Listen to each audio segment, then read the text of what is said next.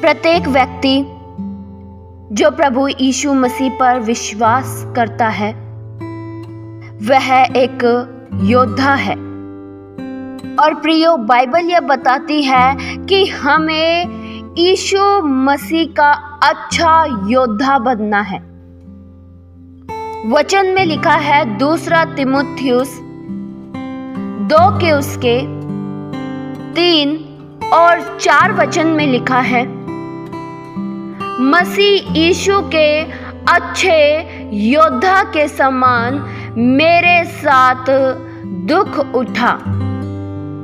जब कोई योद्धा लड़ाई पर जाता है तो इसलिए कि अपने भर्ती करने वाले को प्रसन्न करे, अपने आप को संसार के कामों में नहीं फंसाता। प्रियो, सबसे पहली बात कि हमें एक अच्छा योद्धा बनना है। अच्छे योद्धा हर समय तैयार रहते हैं। अच्छे योद्धा हर समय तत्पर रहते हैं। जैसे कि प्रियो, सैनिक दुश्मनों से लड़ने के लिए हर समय बड़ा ही चौकन्ना रहते हैं। अपना हथियार हर समय अपने साथ रखते हैं और दुश्मनों के वार से बच सके इसकी भी पूरी तैयारी कर रखते हैं और दुश्मनों को मार सके इसकी भी पूरी सुविधा कर रखते हैं। कोई भी प्रियो सैनिक, कोई भी फौजी बिना हथियार के नहीं लड़ता है।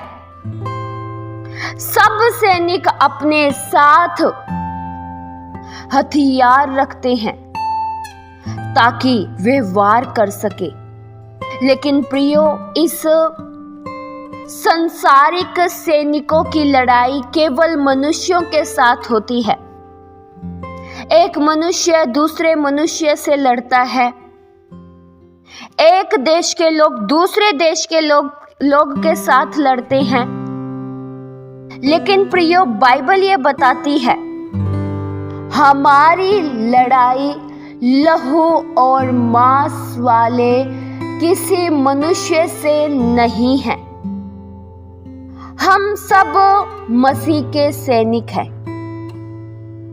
प्रत्येक व्यक्ति जो प्रभु यीशु मसीह पर विश्वास करता है वह इस युद्ध के मैदान में है। और हमें किसी मनुष्य से लड़ाई नहीं करनी है, लेकिन हमें शैतान से और शैतान की बुरी शक्तियों से लड़ना है। और प्रियो, आत्मिक युद्ध में कोई दुनियावी हथियार की जरूरत नहीं पड़ती है, न ही संसारिक बंदूक की जरूरत है, न ही किसी बम की जरूरत है। लेकिन अगर हमें शैतान से लड़ना है, शैतान को हराना है, तो हमें आत्मिक हथियार लेने होंगे।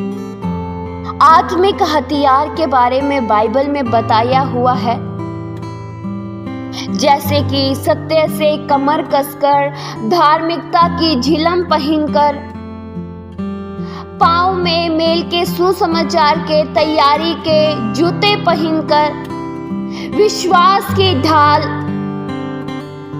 उद्धार का टोप, आत्मा की तलवार, ये सब प्रियो आत्मिक हथियार है। हमें इन सभी को धारण करना होगा। परमेश्वर ये चाहते हैं हम एक अच्छे योद्धा बने। और प्रियो, सैनिकों में एक सबसे मुख्य बात ये होती है कि वे अपने आप को कभी भी दुनियादारी में नहीं फंसाते हैं। उनका केवल एक ही मकसद होता है, जाकर लड़ना। वे अपने आप को रिश्तों में नहीं फंसाते हैं, वे अपने आप को कामों में नहीं फंसाते हैं, ताकि वे हर समय लड़ सके।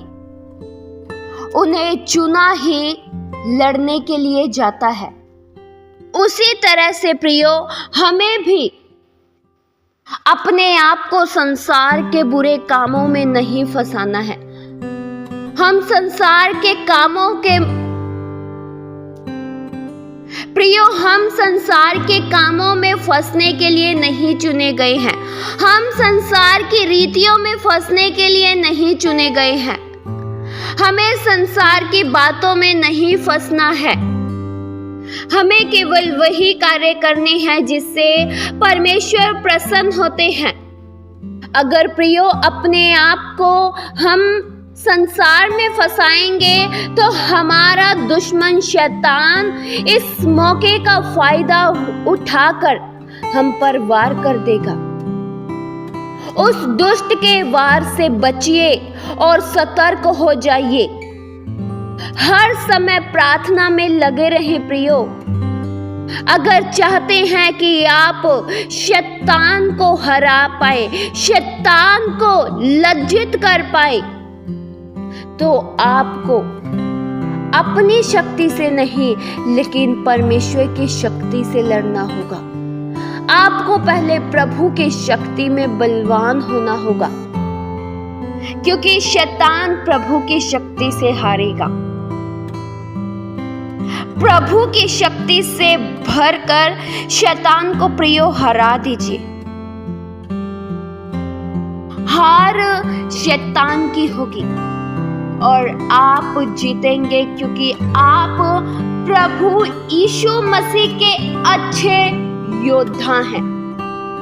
आपने प्रभु से शक्ति पाई है, इसलिए जीत अब आपकी होगी।